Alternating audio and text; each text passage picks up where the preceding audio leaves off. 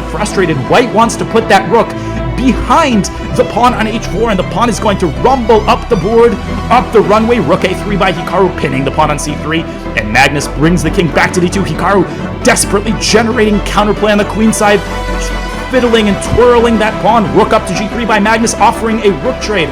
Who benefits in the event of that rook trade? I think it was white. Now the rook gets behind the pawn, but Hikaru is in time to stop the pawn with his king. He is just in time, tempo for tempo, and now the pawn on h6 is immobilized. And I think the game is very likely to fizzle out into a draw. Rook to a6, winning the pawn on h6. Magnus wins the pawn on b4, and now the sides only have 2 pawns left, and they're about to have 1 pawn left.